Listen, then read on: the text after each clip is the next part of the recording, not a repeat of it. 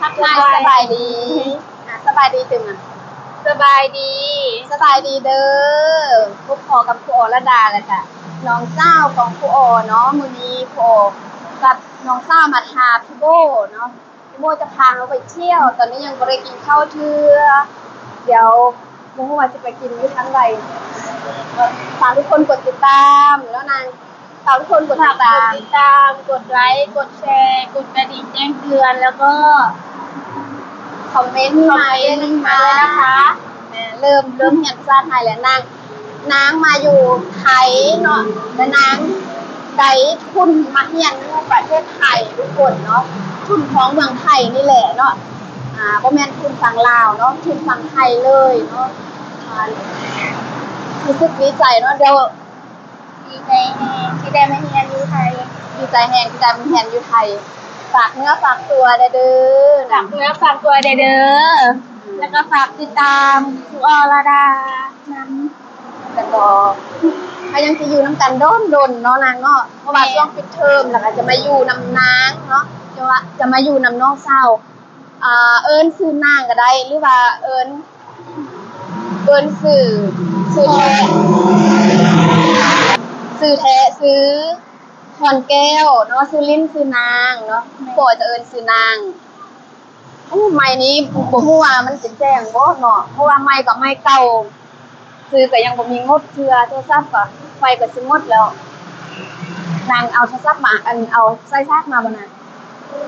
บ่ของแล้วมาอยู่ย่านไฟหมดแล้วบ่ได้ชาร์จเนาะทุกคน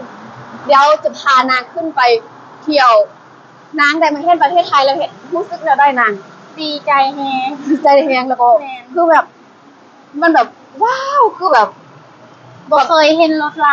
บ่เคยก่อนบ่เคยเห็นรถไล่ปานนี้เนาะโอ้ไปเฮาไปขึ้นไปไปยืนอยู่เพิ่นให้เบิ่งว้าวทุกคนขึ้นมาสันเทิงแล้วเด้อขึ้นมาบนเขาเอิ้นว่าภาษาลาวเขาเอิ้นว่าคั่วข้ามทางเนาะนางเนาะแม่สกายวอล์กเนาะอันนั้นเขาเอิ้นว่าสกายวอล์กฮักก็ฮู้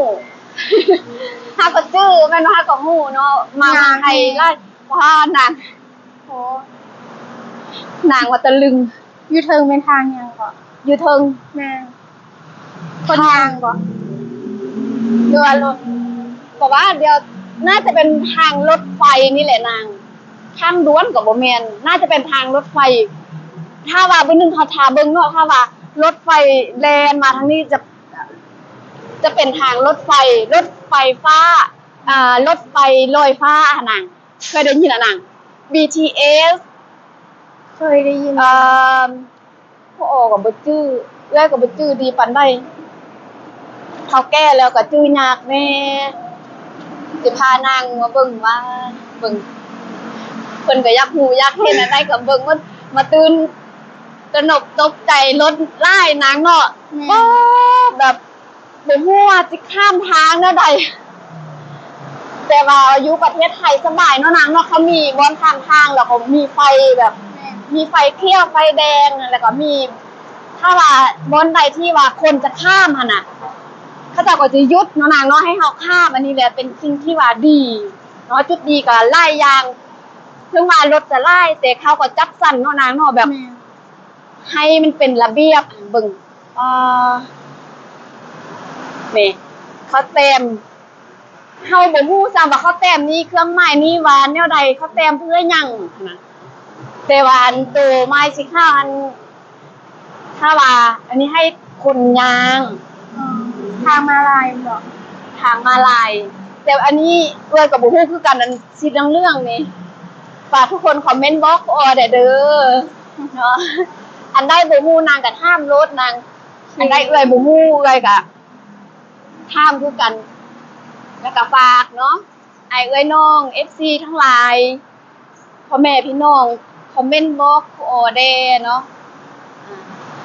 คุณอยู่งามอยู่เลยสวยเลยอ๋อเพิ่นเห็นแบบเขาหยุดแบบว่ามันมีไฟข้างหลังเนาะเขาจอดรถแล้วก็มีไฟแดงไฟเป็นไฟสีแดงอีกพระโขนงนี่ อ๋อเอกมัยพระโขนงนางอ่านออกบ่นาง อ่านออกอยู่แต่เขียนบ่ค่อยเป็นกำลังเรียน กำลังเฮียน แม่น โอ้นางกำลังเฮียนภาษาไทย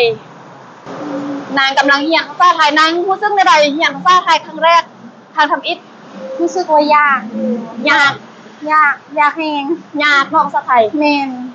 อ่านเป็นแต่ว่าเขียนบ่ค่อยเป็น อ๋ออ่านเป็นแต่เขียนบ่ค่อยเป็นแล้วนางอ่านให้เอ้ยฟังรู้อันตีลูกศรตัวทำอิฐหั่น พักขนง จากขนง ใช่ ลงมาอ่านว่าหน้าใด เอกไม้ ฮะ เอกไม้ เอกมัย เอกไม้อะ เอกมัยแล้วอันสุดท้าย อ่านไม่ค่อยเป็นแล้วเนี่ย อันนี้ครูออกเหรอครูออกก็อ่านบ่เป็นเด้อทุกคนฝากคอมเมนต์บอกครูออแดลองอ่านแบบเฮาเดาเอาเบิ่งว่าสิถูกหรือบ่เฮาลองอ่านเบิ่งครินน่ะสีครินน่ะสีนครินทร์สีนครินทร์สีนครินทร์ถูกบ่ทุกคนถ้าถูกคอมเมนต์บอกครูออเด้อนางลองอ่านเบิ่งน่ะสีนครินทร์ ศรีนครินทร์ ต้องเฮียนให้มันได้ได้ภาษาไทยนะสีนครินทร์โอ้โหป้านางมาเมืองไทยนะนางบอกสะอ้อนบอกถนนบนทางบ้านขนาดสะอ้อน ตอนเองอยากให้บ้านเฮาเป็นแบบนี้แหละ นางเมื่อกี้คือว่าแวบๆเห็นนั่นรถผ่านมาคือจะแม่นรถไฟเลยนี่น่ะรถไฟสายสีเหลืองฮู้สายสีเขียวอยู่ประเทศไทยมันมีรถไฟลอยฟ้าหรือว่า BTS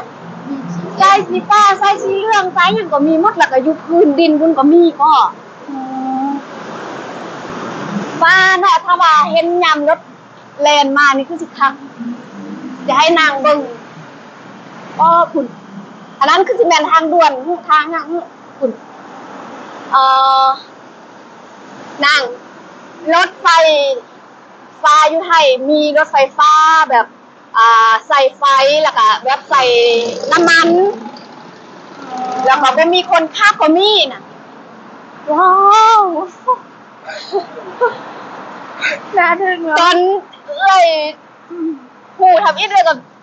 จนตาข้างเลยคือแบบมันน่าเชื่อแบบ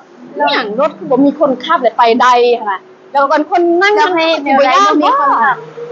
ก็ยังว่าจ้ะเขาเฮ็ดแนวใดเนาะเพื่อกับบ่ฮู้ว่าเขาเฮ็ดแนวใดแล้วอันนี่สิ่งที่ประหลาดกว่านั้นนางฮู้บ่นอกจากจะมีรถไฟใส่รถไฟลอยฟ้านี่ยังมีอยู่ลุ่มพุ่นก็ยังมีเกาะอยู่พื้นดินพุ่นแท้ เป็นไปได้จังไดล่ะ เป็นไปแล้ว เดี๋ยวไอโบจะพาบางเทื่อถ้าไอโบใจดีไอโบจะพาเที่ยวพาที่ตามรุ่นไอโบจะพาเขาไปเที่ยวบ่คือเขาเอิ้นมารถไฟฟ้า BTS MTR TR ประมาณนั้นแหละ บ่เคยได้ยินแต่ BTS นั่นน่ะ แม่น แต่ก็บ่ฮู้ว่ามันอยู่ไสมันน่ะ แม่น นอนก็บ่มาจักเทื่อให้นางเบิ่งเด้เนาะเมื่อกี้คือว่าได้ยินเสียงแว่บๆคือแต่ว่ารถแล่นอยู่ท้องหัวเฮาหั่นน่ะนางเลยว่าน้องต้องแม่นแหละต้องแม่นน่ะรถไฟลอยฟ้าแหละฟ้าตึกเนาะนางเนาะ แม่นมีแต่ตึกสูง ตึกสูงตึกงามๆเซ็นทรัลเวิลด์เดี๋ยวจะพานางไปถ้าว่ามีโอกาสเซ็นทรัลเวิลด์นางแล้วก็ลายบอลนางนางจะตะลึงบอลน่ะนำผู้เปลี่ยนสีค่ะนางเคยเล่นมันเอ้ยไทยอยู่คลิปหัน เห็นอยู่ แต่บ่เคยไป อยากไป อยากไป แม่น สิพาไป มีโอกาสแน่นอนได้มาเรียนอยู่ไทย มีโอกาสแน่นอนเรียนรู้ภาษาไทยเรียนอ่านบ่ฮู้วันใดละท่ามคนไทยเข้าใจดีก็นางคนไทยเข้าใจดี แล้วก็อยู่ประเทศไทยนี่บ่เป็นไปย่านเขาเปิดไฟอยู่ใส่ก็มีไฟอยู่ใส่ก็มีกล้องวงจรปิด มีกล้องวงจรปิดเบิดได้นางอยู่ประเทศไทยนะนี่นางสเก็ตเห็นบ่คุณ กล้องวงจรปิดเบิดเฮ็ดน่ะสะดวกสบายเนาะแล้วก็ว่าเป็นตาย่านตอนน้ำอิดนี้บ่ฮู้รู้สึกว่าเป็นตาย่านแต่มาสัมผัสตัวจริงแล้วโอ้มันบ่เป็นตาย่านคือที่เฮาคิดแม่น่ะ แม่ ตอนที่ อย่าง มา พอมาอยู่มันเป็นอีกอย่าง ความคิดก่อนจะมาเป็นอีกอย่างได้มาแล้วเป็นอีกอย่างแม่นบ่ แม่ ได้มาสมใจแล้วนะนางเนาะถ้ามาอยู่ประเทศไทย1 ปีแมันบ่ครบปีแล้วเนาะนางจบม.7แล้วนางบ่ได้ไปไสบ่ได้ไปเรียนต่อนางบ่ได้ไปเรียนต่อเนาะยังบ่ได้บอกทุกคนเนาะลืมให้นางแนะนำตัวจ้ะแล้วคลิปหน้าก็ค่อยแนะนำตัวเด้เนาะนางเป็นลูกกำพร้าเนาะจะว่าเขาฆ่านางเป็นลูกกำพร้าเนาะเป็นลูกสาวล่าอายเอื้อยก็สร้างครอบครัวเนาะอายเอื้อยก็สร้างครอบครัวหมดแล้วต่างคนก็ต่างสร้างครอบครัวแล้วบ่มีเงินส่งเนาะนางเนาะแต่ว่าคือเอื้อยนี่เอื้อยยังส่งน้องชายแต่ว่าก็แล้วแต่เนาะภาระของครอบครัวแต่ละคนมันบ่คือกันเขาสร้างครอบครัวแล้วจะให้เขาส่งคือเอื้อยส่งไอ้ล่าน่ะน้องชายล่าของเอื้อนก็เป็นไปบ่ได้เนาะเพราะว่าเขาก็มีครอบครัวมีลูกมีภาระหน้าที่อะไรแล้วก็นางก็อยู่กับแม่แล้วก็ครูโอก็เป็นห่วงเนาะก็เบิ่งแยงแหละถามไทยตลอดจำได้สิได้ไปสิอยากไปเรียนหยังความฝันก็มีความฝันหลายอย่างเนาะนางเนาะแต่ก็เลือกบ่ได้ สิ่งที่ว่าอยากมาที่สุดก็อยากได้มาเรียนอยู่ประเทศไทยสุดไทยถ้าเนาะนางเนาะปีหนึ่งกว่าจะได้เรียนที่ว่าได้มาเรียนเนาะปีหนึ่งเพราะว่าถ้าว่ามาทุนตัวเองแล้วแบบมาบ่ได้อันนี้มันทุนของประเทศไทยเนาะนางเนาะคือสิ่งที่ครูโอดีใจแล้วก็ประทับใจซาบซึ้งคือประเทศไทยนี่เขาให้ทุนให้โอกาสเนาะนางเนาะจุดนี้แหละถ้านางไปสัมผัสได้ฮู้จักคนไทยยิ่งนางจะแห้งแบบว่าฮะซาบซึ้งที่สุดเพราะว่าคนไทยนี่คนดีเขาดีแท้ได้นางเขาดีนำเฮาน่ะดีแท้ก็ดีแท้ดีว่านี่แหละคือแบบเขาใจดีอะค่ะนางจนเฮ็ดให้เฮาเนี่ยนางมาแล้วโอ้รถไป ไม่เคยเห็น แม่แท้ บ่เคยเห็น โอ้ตกใจหมดรถแม่แท้น้องอตเมื่อกี้คนไทยเนาะคือเขาใจดีเรื่องนิสัยใจคอนะนางเขายังดีมีน้ำใจไรแล้วก็เป็นระเบียบวินัยนางต้องเรียนรู้ให้หลายๆอย่างเด้อคือการเข้าแถวเวลาไปซื้อเครื่องซื้อของนางพยายามเบิ่งแต่แท้คือเข้าเซเว่นน่ะบ่แม่นแต่เข้าเซเว่นอยู่ใส่กะยานนางต้องเบิ่งเข้าแถวแล้วก็ต้องเบิ่งเวลาข้ามทางเฮาต้องเบิ่งทางที่ว่ารถบ่แม่นว่ารถเลนอยู่โตยังข้ามทางอ่ะมันเอาต้องได้เรียนรู้หลายอย่างเนาะแล้วก็อีกอย่างหนึงการกินขี้เหงื่อซะสายนางเห็นบ่ขี้เหงื่อเห็นบ่จักอันจักแนว บ่ ตายอันแม่แต่ขี้ฝุ่นมันน่ะนางจะว่าให้มีขี้เหงื่อยังแม่แต่ขี้ฝุ่นก็ยังเป็น อันนี้แหละสิ่งที่เอื้อยอยากบอกว่าน้องมาอยู่นี่น้องต้องได้ปรับทัศนคติปรับเปลี่ยนเนาะให้เข้ากับเขาให้ได้เพราะว่าเขาคนไทยเขามักสะอาดนั่นเนาะคนไทยเขามักสะอาดเขาแบบก็จะบ่ทิ่มขี้เหงื่อสาสายแล้วก็บางบ้านนี้เขาจนเขียนติดเลยนะนางเขาเขียนติดว่าถ้าผู้ใดทิ่มขี้เหงื่อถ้าผู้ใดทิ่มขี้เหงื่อสาสายแล้วเขาจะปรับ500บ่บ่แม่น500ได้2,000บ่5,000 บาทบ่สินะนาง นี่แหละการ ตอน ปลู ที่ ก อี ฝั ก ง มาเห็นก็คือยังเอะใจว่าประเทศเขานี่คือบ่มีขี้เหงื่อเลย อ๋อตอนทำอิฐมาใจบ่เห็นขี้เหงื่อ แม่น บ่มีขี้เหงื่อเลย ตามที่คิดกับสิ่งที่ได้มาสัมผัสเห็นตัวจริง ทั้งที่ก็แบบมีคน คนหลาย อาศัยอยู่หลายเลยค่ะ แหม่คิดเลยตอนนั้ ที่ น เนี่ยก็คือบ่มีเลยแบบบ่คือประเทศเฮาอะนะ บ่คือบ้านเฮาว่าซั่นซะ ทั้งที่คนหลายนางว่าทั้งที่ประเทศไทยนี่คนหลายนักท่องเที่ยวกันหลายแล้วนางว่าเอ๊ะคือบ่มีขี้เหงื่อบ่เห็นขี้เหงื่อเลยอันนี้แหละสิ่งที่เอื้อยอยากบอกนางว่า อันนี้แหละประเทศไทยประเทศที่เขาเจริญแล้วอันนี้แหละเขาเอิ้นว่าประเทศที่เขาเจริญแล้วเฮาปุ๊บฟังปุ๊บจิตสำนึกสอนลูกหลานเขาตั้งแต่ยังน้อยให้เรียนรู้รักษาความสะอาดความเป็นระเบียบวินัยหั่นน่ะนางคือนางได้มาอยู่นี่เวลานางโทรกลับบ้านนางก็สอนลูกหลานนางก็ได้เฮาก็สอนลูกหลานคือเอื้อยมาพาลิงๆมาพานักเรียนมาเที่ยวหั่นน่ะอันนั้นก็ย้อนว่าเอื้อยอยากเอาเขาเจ้ามาเรียนรู้มาเรียนคือลิงๆนี่ลิงๆมาเห็นนี่ลิงๆไปไหนไปบ้านนี่ลิงมาเวลาทิ้งขี้เหงื่อนี่ลิงๆปั๊บเปลี่ยนถ้าว่าโดนๆมาแล้วบางเทื่ออ่ะนิสัยกลับมาคือเก่าอ่ะนะก็จะเตลกดดีขึ้นกว่าเก่าอ่ะซั่นซะลิงๆแล้วถ้าผู้ใดยังจื้อลิงๆร้านของครูโอ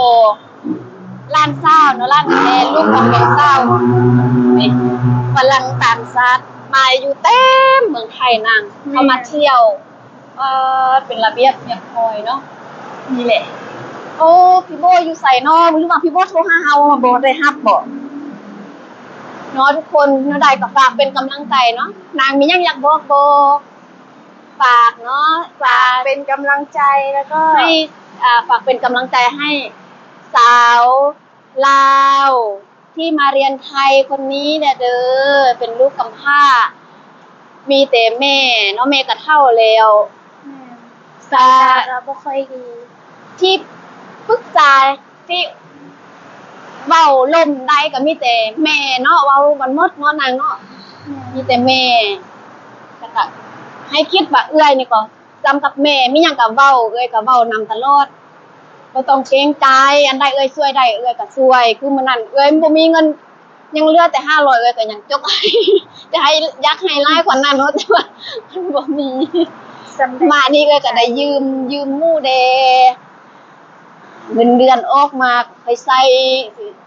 เพราะว่าอยู่บ้านเราก็เกรงใจพ่อแม่นี่นะคือนางฮู้แล้วเอื้อยเป็นคนที่เกรงใจบ่ช่วยเวียกเขาเจ้าแล้วเอื้อยมาอยู่นำนางพี่เอื้อยก็ยังได้พานางไปโลกไปถ่ายคลิปเนาะพอได้บางเทื่อก็ยอดวิวเนาะช่วงนี้ยอดวิวก็ตกฝากทุกคนเนาะกดกระดิ่ง